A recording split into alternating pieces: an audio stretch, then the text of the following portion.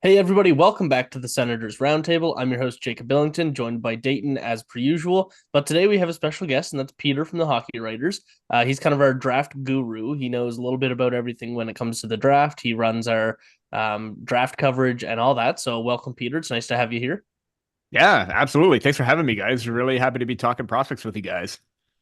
Yeah, so if you haven't checked out Peter's stuff, I mean, his most recent posts have been his mock draft for the first was just the first round that you did your mock draft. First round, yeah. Yeah, and then you compiled our writers mock draft, so thanks for that Mhm. as well, and it turned out No pretty good. problem. Couple surprises in there, so be sure to go check that out. Um, but yeah, so Dayton, how you doing? Oh, pretty good. Just finished Prospect Corner, so right in the prospect mind, this will be great. I feel like I'm the guest here. We were just talking about that. I feel like I'm the guest on this episode. Um, because if you don't watch Prospect Corner, these two and Matthew, who is behind the scenes right now, run Prospect Corner. So pretty interesting. So Dayton and I on Substack recently just did our kind of power rankings for our options at seventh overall. We kind of left out what did we leave out? Demidov and Celebrini, because those are very likely to be gone by seven. And there were a couple other players that were like, yeah, it's a long shot, but if they fall to seven, that's a dream. So real quick, we can just kind of run through our lists first. So number one, I had Artem Levshunov. Number two, I had Caden Lindstrom. Number three, Zane Parekh. Number four, Anton Silayev. Number five, Carter Yekemchuk. Number six, Sam Dickinson. Number seven, Cole Iserman. And number eight, Tij Iginla. Dayton, do you want to run through your list? Yeah. Number one, Caden Lindstrom, a little different. Then Berkly Catton, Artem Levshunov, Sam Dickinson, Tij Iginla, Zane Parekh, Constant Hellenius, and Liam Greentree. Yeah, so a lot of similar names on there, but a lot of very different names. So, well, first of all, Peter, I'll ask you, who do you think is the most realistic target for Ottawa at number seven?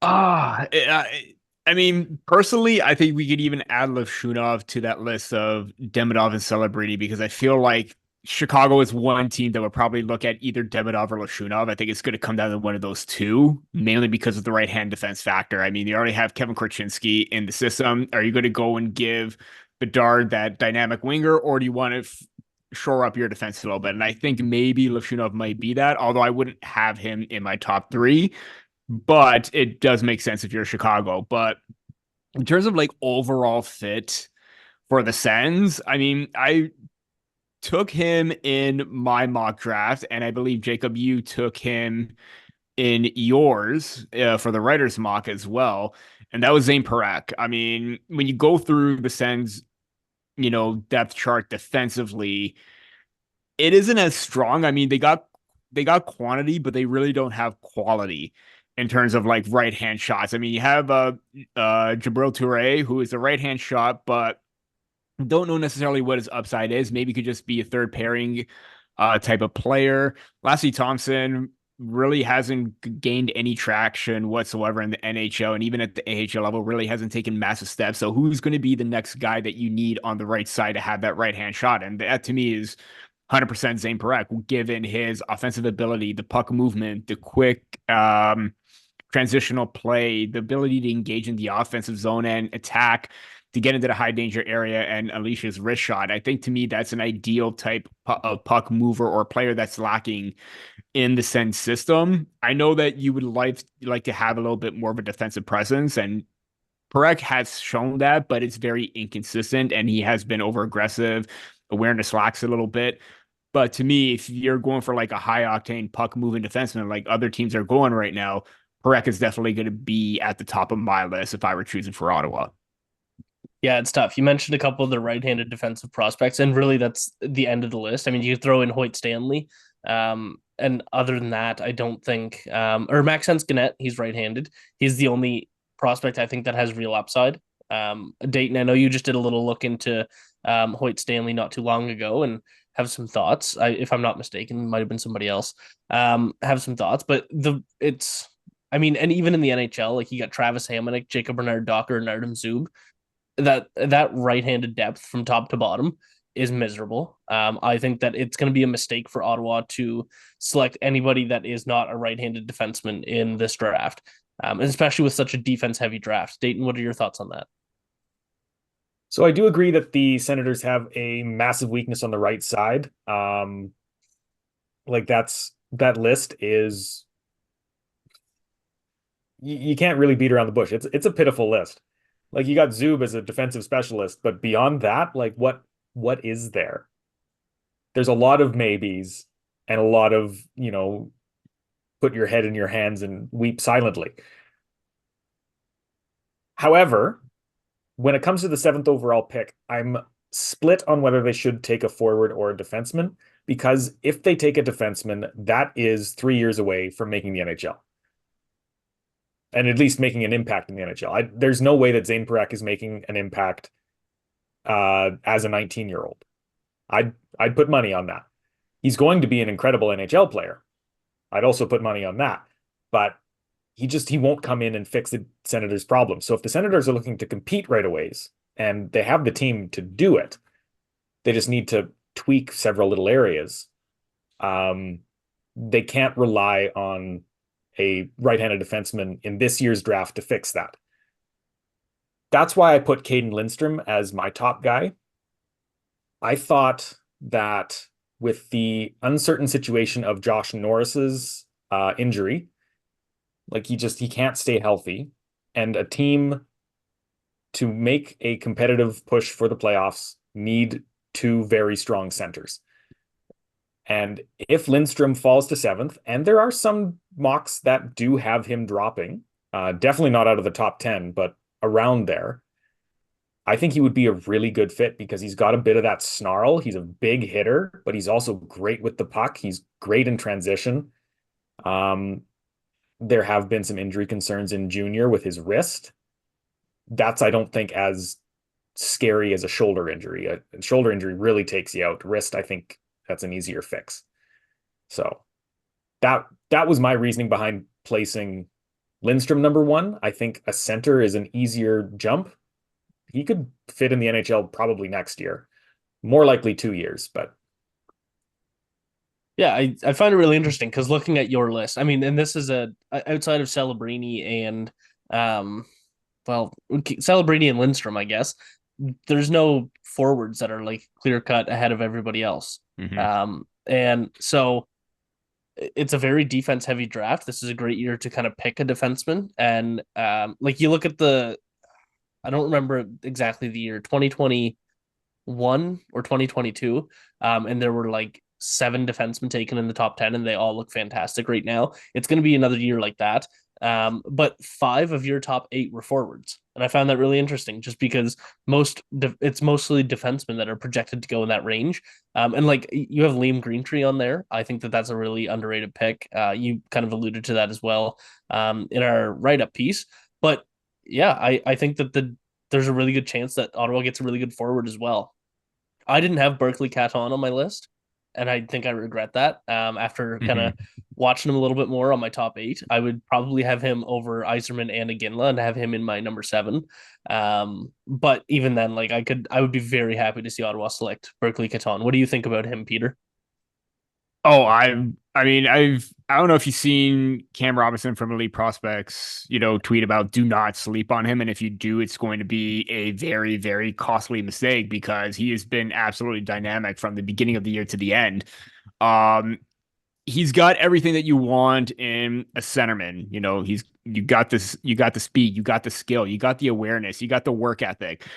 And the only thing that's holding him back is the size factor. But as we've seen, the size factor really doesn't matter at this point because he's already playing and he's got a lot of pro qualities in him that would make him a highly touted prospect. And, Dayton alluded to the injury issues of Josh Norris. Not necessarily the uncertainty of Shane Pinto, but the ability to move up into the lineup and get a little bit more out of him instead of just being like a middle 6 or second line, third line center. Berkly Catton is definitely going to give you that top line potential, but if Norris is still healthy and he's going to be a key factor, then he's definitely going to be your second line center for years to come. And maybe at some point, if you move on from Josh Norris, then Catton is going to assume that role.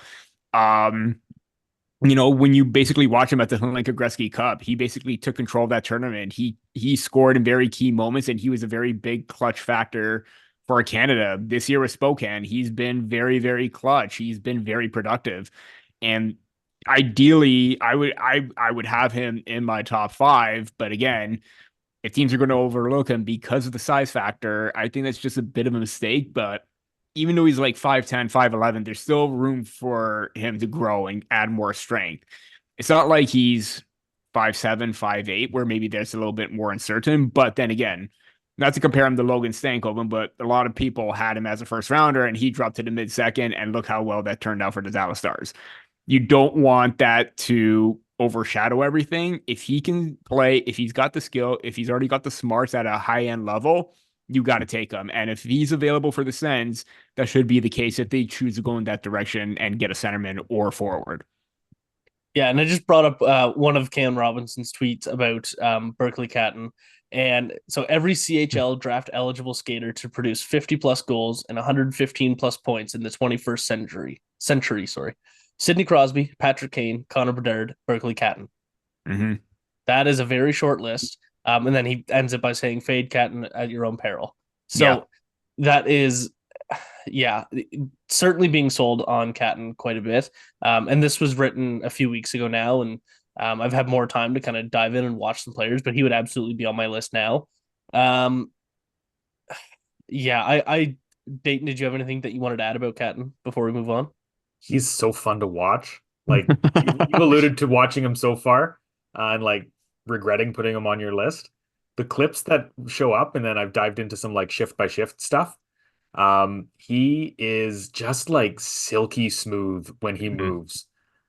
Like, I think the thing that would make him such a good center, despite his size, is he's able to avoid contact. Like, he almost just sort of knows where all the gaps are and keeps the puck on his stick, and then also can make brilliant plays. Like, his intelligence and his skating are top line talents. Like, I would put him, maybe this is a bit of an overstatement, but I'd put him kind of in the same range as Demidov. Like, both of those players are game changers, and they rely a lot on their skating and their intelligence to make and to not get hit and avoid getting into problems just by being smarter and faster than their opponents. That's going to be less easy to do in the NHL, but if they have those skills already, that's going to pay off in a major way when they get a little bit smarter, a little bit stronger, a little older. So yeah, like, he's going to be this year's Zach Benson. I can almost guarantee it. Yeah. There's going to be a bunch of teams who pass on him. And I bet you the Senators will too, because the Senators like big, or at least their old management liked big. And there are a lot of the old draft guys are still there. I think he'd be a fantastic fit for this team. He'd mix so well with Tim Stützle. I was just going to add that in. I think that he would, both of them being very creative. So if Catton is drafted by the Senators, would you ever play him on the same line, or would you separate them? Oh, put them together. Have some fun. Yeah. Like, do you remember in the was it the 2020 World Juniors when Stützle had JJ Peterka and Lucas Reichel and Florian Elias on his line, or that he played with regularly? That was fantastic. That was a lot of fun. Again. Yeah. Thanks for bringing that up. That's a great memory, watching the 2020 World Juniors. Does Stützle have that person on the Senators right now? No, not even close. Yeah. The next best option for Stützle to play with is Drake Batherson, who's good. He's good. Yeah. But no. So before we kind of revert back to the defenseman, I just want to go through a couple of the other forwards on your list. I find it interesting that you have Iginla over Hellenius on your list. Personally, I like Hellenius a little bit more, but Iginla has shot up the draft rankings this year. It's been really fun to watch, just kind of everybody open their eyes and say, this guy's not like a mid to late first round pick. This guy's top 10. Because at the beginning of the year, he was like around 20th, 21st, somewhere around there. And now that we're just a month away from the draft, he's top 7, top 5. Like people are seriously having that conversation. Dayton, I just wanted to get your thoughts on kind of having Iginla at number 5 on your list. Yeah, so I would have put him higher, but I was born in Alberta, and there is a very large part of me that would just love to see him in a Flames uniform. Oh yeah. And with him picking, or with that team picking ninth, like I think it's very much within the realm of possibility that he falls to them, and I feel like it should. The Senators, however, could ruin that, and I'd still be okay with that because he's so good. He is a fantastic goal scorer. Like he's not his dad. His dad was a power forward who could score goals, and then hit you into the boards and fight you, and also pick you back up and pat you on the back because he was a gentleman, right? Just a fantastic Hall of Fame type of guy. That was a Don Cherry description right there. Oh yeah. Yeah, I mean, a lot of Canadians have that in the back of their mind, right? Yeah. But Tij is much more like pure offense. He will just outscore you because he's got a great shot, great playmaking abilities. Yeah, really, really good with the puck. He's also a very hard worker, which he would have learned from his dad. He is able to, just kind of outwork the opponents to get the puck, and then he can score. He doesn't have the same all-around presence, which is why I think maybe you'd prefer Hellenius. He's more of an all-around center, but the Senators are lacking right wings. They do not have nearly enough to rely on. If one guy goes down, then they're drawing on, not not a lot. The right wing aspect of their roster is limited.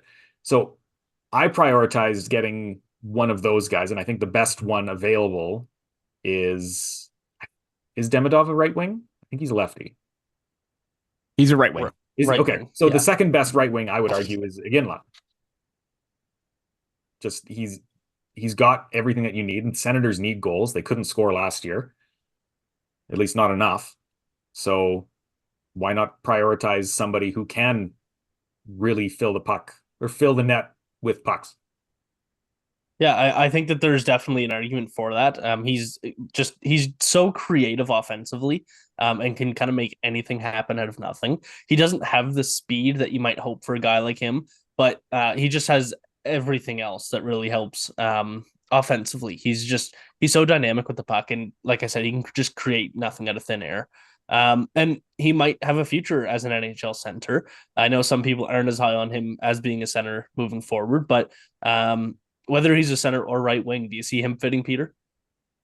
Oh, absolutely. And if I remember correctly, during the U18s, he did play up the middle of the ice. And I think maybe he rotated in wing every now and then. But I mean, whether he plays center or he plays wing, he's just going to be absolutely dynamic on whichever team he goes to, including the Senators. We talked about, like, Dayton was talking about the comparisons to his dad, and he is a totally different player. Like he has that dog in him. He has that ability to constantly attack. And when he has the puck on his stick, he wants to take control of a shift. I remember watching the, U18s, but also the top prospects game where I believe he was on that top line of Catton, Parekh, and him. I believe that was the top line. And as good as Catton and Parekh were, Iginla took control every single time he had the puck, and he stood out way above Catton. And at that time, Catton was ranked higher than him. So I think right now on par, or it's kind of even at this point now where Iginla could possibly be taken higher than Catton. I think obviously he's got a little bit more of the size factor, but even his defensive game, I think, is just very, very underrated because he does have that ability he does have the awareness to back check. He has the ability to close gaps, and he may not be overly physical, but he does have the positioning to cut not necessarily defenders, but cut attackers off, separate the opponent from the puck, and regain possession, and then quickly transition the other way. He's got that mindset, and he's got that mentality already down to a T. And if he's able to not be consistent, but if he's able to continue to do that from here on out, next season, the season after that, he's going to have a very, very bright future. And, this second half is a big reason why he's improved his draft stock to being a top 10, possibly even top 5 selection at that. Because I've even seen mocks where Montreal, the Canadiens, could possibly even take him. So we'll see how things play out. But yeah, I mean, if he is available and the Senators do need a forward, I think he would probably be the next best option to take because of his overall skill set and just the ability to attack constantly the middle of the ice and get to those high danger areas very, very easily. Yeah, I think one really important factor that you both mentioned is that he's a very different player from his father, Jerome Iginla. And I think that that's incredibly important because he is the furthest thing from a Nepo baby there is. Like when you look at when the Kachucks were drafted, that's all that was talked about is, oh, well, they're only drafted this high because they're physical and their dad is Keith Tkachuk. They play the same game as their father, Keith Tkachuk, which it wasn't true. Like they were absolutely worth where they were drafted. Matthew Tkachuk should have gone higher. And yeah, like that's just not the case for Tij Iginla, and he plays his own game. He doesn't play the same style that his father did. Therefore, he's not getting the same attention in the similar ways that he did. So, I think that that's a really important thing to bring up because a lot of people just say, "Oh, it's Jerome Iginla's son. Of course, he's going to be good." That's just not at all the kind of conversation you can have around it. So we'll move on to some defensemen now. We kind of started with them and then moved our way into forwards, but Anton Silayev. I don't know what to expect this draft with him. I've seen mock drafts with him at 3, and I've seen some with him at 14. So, Peter, I'll ask you first. Where do you expect that Silayev goes, and do you think that he'd be a good pick for Ottawa? He's left-handed, so not necessarily a need for Ottawa, but when a 6'7" defender that did very well in Russia comes available, do you take him if you're Ottawa? You definitely have to consider it. Like you said, 6'7", it very screams Zdeno Chara-esque. And we all know the early days of Zdeno Chara with the Ottawa Senators before he went to the Boston Bruins. But even then, having a 6'7" mobile defender that can move as effortlessly as he does is very phenomenal. And to get those minutes in the KHL too, because players his age are still in the junior level, they're still in the VHL.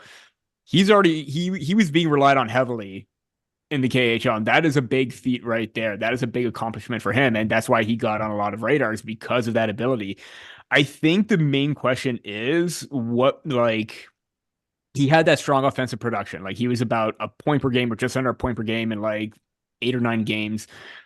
Really, really cooled off after that. What's his offensive upside going to be? Is he going to be a defender that you can rely on offensively, or is he just going to be, middle of the pack, but still very good defensively? So he's got a lot of things down packed. He's got that physical edge. He's got that size advantage. He's got that defensive game that screams, kind of top pairing shut down, and he can contribute offensively. But if you're expecting him to get a little bit more offense out of him, I don't see how that could be top 10 potential, maybe, given how he hasn't been consistent throughout the season. And again, it could just be attributing to the fact that he is 17. I mean, he is still growing. He's still learning the ins and outs of the games, but he's already got a lot of foundation for him to be an effective NHLer. So it depends on if they feel like they can move out a left-handed defenseman and feel like he's the next best option, and then that makes someone available as another prospect because he's going to shoot up right behind. I mean, Jake Sanderson isn't a prospect anymore, but he is definitely going to become their number 2 defensive player within the system, be it NHL or prospect. He is definitely a name, but it's a very, again, like you said, he's very sporadic of where he's going to be, whether it's 2, 3, top 5, 10, or just outside of that. Personally, I think he's just outside, but it wouldn't surprise me if there are going to be teams that are going to be knocking on the door when they go up and want to announce his name when they make the pick. Yeah, Dayton, you left him off your list entirely. Do you just want to talk about that for a second? Sure. It's not that I don't think he's not a good fit for the Senators. I think having somebody like that and, the Chara comparisons Peter mentioned are there. I think they are more valid than they have been in the past. He's still not a Chara. Let's not, cross our wires here, but he's definitely as close as we have been in like maybe the last decade. But because he is a big left shot defenseman, I don't think the Senators need to spend a top 10 pick on that. I think Silayev is definitely worth a top 10 pick. I just don't think the Senators need to do that. It's especially with him mainly playing a more defensive game, having a big shutdown guy, that would be good. Uh, but just thinking like, who do you end up pairing him with? Because you want to put a defensive guy with an offensive guy. Does he end up taking over with Sanderson? Does he end up taking over with Chabot? I mean, we're talking several years in the future as well, right? But wait a second. No, he doesn't because he's left shot, right? So he's replacing one of those? That doesn't seem quite right. So are you banking on the fact that Chabot is on his way out when he starts to come on in? And that is the mentality of a rebuilding team. So when I was making my list, I think, like I said, he is worth a top 10 pick. I don't think the Senators need to do that because they have plenty of high-end left shot defensemen. And I think there's also better options in the forwards and some of the right shots that will be available at that point.